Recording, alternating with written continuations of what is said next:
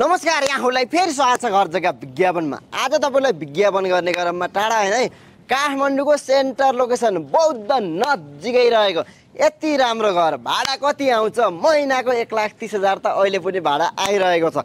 यस्तो राम्रो घर तपाईँलाई देखाउँदैछु।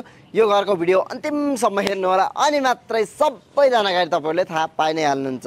अब आउनुहोस्, तपाईँलाई यो घरको वरिपरिको दृश्य तलदेखि माथिसम्म सबै देखाउने छु है। त्योभन्दा पहिला बाटो हेर्न सक्नुहुन्छ। सर यहाँ हुँदै तपाईँहरू बौद्ध चोकभन्दा अलिकति अगाडि चामुण्डा गेटबाट सर छिरेर आउनुभयो भने यहाँनिर साङ्ग्रिला स्कुल रहेको छ अगाडिपट्टि है।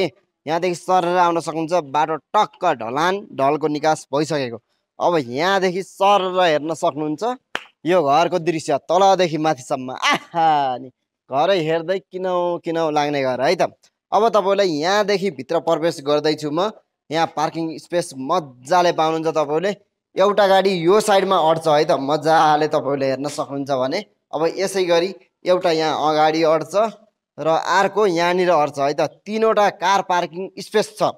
अब यो साइडदेखि पनि तलदेखि माथिसम्म हेर्न सक्नुहुन्छ। यस्तो खाले दृश्य पाउनुहुन्छ है त। आहा नि हेर्नुहोस्, लोभै लाग्दो घर रहेको छ है।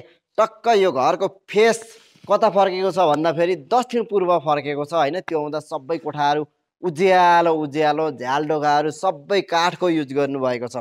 अब यसै गरी यो भागदेखि पनि पछाडिसम्म ओपन स्पेस पाइ नै हाल्नुहुन्छ तपाईँले। पछाडिपट्टि खुल्ला स्पेस रहेको छ होइन। बोरिङको पानी रहेको छ भने खाली स्पेस पनि पाउनुहुन्छ। अब तपाईँलाई सिधै म भित्री भागमा लगेर जानेछु, रुमहरूको दृश्य देखाउने छु होइन। पार्किङ स्पेस हेरिसक्नुभयो भने यहाँनिर पनि यो खुल्ला स्पेस पाउनुहुन्छ। धेरै ओपन स्पेस छोड्नु भएको छ होइन।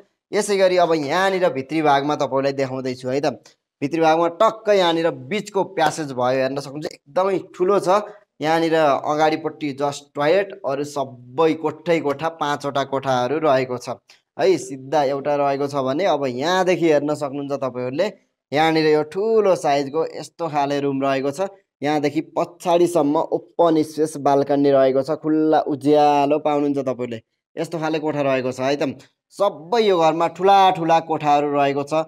उज्यालो उज्यालो रहेको छ, तपाईँहरूलाई देखाउँदैछु होइन। तपाईँहरूले यहाँनिरका 2वटा रुमहरू हेरिसक्नुभयो। अरू सेम रुम यस्तै रहेको छ है। यतिको ठुलो साइजको रहेको छ। सबै रुमहरू यस्तै रहेको छ।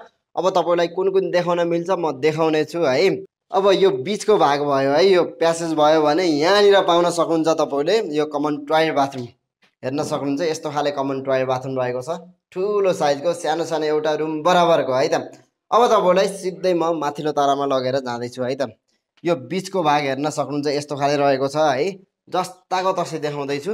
यहाँनिर हेर्न सक्नुहुन्छ यो रेलिङ है त, सालको काठको युज गर्नुभएको छ। एकदमै बलियो रहेको छ है त। तलदेखि माथिसम्म हेरिसक्नुभयो, मन पारिसक्नुभयो, किनौ लाग्यो होला। यो घरको एक्ज्याक्ट लोकेसन भन्नुपर्दा काठमाडौँ जिल्ला गोकर्णेश्वर नगरपालिका वार्ड नम्बर 6 मा रहेको ठ्याक्कै यो बौद्ध चोकभन्दा अलिकति अगाडि चामुण्डा गेटभन्दा अलिकति भित्री भागमा रहेको साङ्ग्रिला स्कुलको ठ्याक्कै अगाडिपट्टि रहेको 9 आना क्षेत्रफलमा बनेको 5 तालाको घर रहेको छ। घर पुरानो भए तापनि एकदमै बलियो रहेको छ है त। यो घरमा टोटल 25वटा कोठाहरू रहेको छ भने अहिले पनि महिनाको भाडा 1,30,000 आइरहेको छ। टक्क अगाडिपट्टि 12 फुटेसम्म बाटो, 10 फुटेदेखि 12 फुटेसम्म बाटो रहेको छ। भित्री भागमा आउनुहुन्छ भने पार्किङ स्पेस मजाले 3वटासम्म कार पार्किङ गर्न सक्नुहुन्छ भने साइडमा र पछाडिपट्टि ओपन खुल्ला स्पेस पनि राख्नु भएको छ। तपाईँहरूले यो घर लगानी गरेर पछि फाइदा लिन्छु भन्दा पनि मिल्ने, भाडा खान्छु भन्दा पनि मिल्ने, आफै केही व्यापार बिजनेस गर्छु भन्दा पनि मिल्ने, गोदाम चलाउँछु, फ्याक्ट्री खोल्छु या आफ्नै घरमा सानोतिनो बिजनेस गर्छु, कारखाना चलाउँछु भन्दा पनि मिल्ने यति राम्रो घर तपाईँले एकदमै सस्तो मूल्यमा पाउनुहुन्छ। लोकेसन पनि काठमाडौँको चाबेल भनिसकेपछि सबैलाई सेन्टर लोकेसन, बिचमा चाबेलभन्दा अलिकति अगाडि बौद्धको जस्ट अगाडिपट्टि भन्दा पनि हुन्छ है त। अब सबै प्रक्रियाले मिलेको, हाइटमा रहेको, पुरै भ्यू हेर्न सकिने, बिहानदेखि बेलुकासम्म घाम लाग्ने यति राम्रो घर किन्दै गर्दा ब्याङ्कको लोन पनि अलरेडी लिनुभएको छ, ट्रान्सफर पनि गर्न सक्नुहुनेछ। 1,80 लाख जति त है त। तपाईँले अझै माथि लिन्छु भन्दा पनि पाउनुहुन्छ। अब वरिपरि जग्गाको के कति चलेको छ बुझ्नुहोस् आएर। यस्तो राम्रो घर बनाउँदा कति खर्च लाग्छ र पुरानो घरलाई कति मूल्य हाल्ने भनेर क्यालकुलेसन निकाल्नुहोस्। तपाईँले त्योभन्दा पनि मिलाएर यो घर आफ्नो नाम बनाउन सक्नुहुनेछ। लिन चाहनुहुन्छ ढिला नगर्नुहोस् है त। साइडमा हेर्नुहोस् न, घरको लागि भन्नु न म म राखिसकेको छु। डाइरेक्ट कन्ट्याक्ट गरेर राम्रोसँग बुझेर लिन सक्नुहुनेछ। र केही नबुझेको कुरा छ भने तल कमेन्टमा लेख्नु होला भन्दै आजलाई बिदा हुन चाहन्छु। हस्त नमस्ते, धन्यवाद। यहाँहरूको दिन समय राम्रोसँग जाओस्।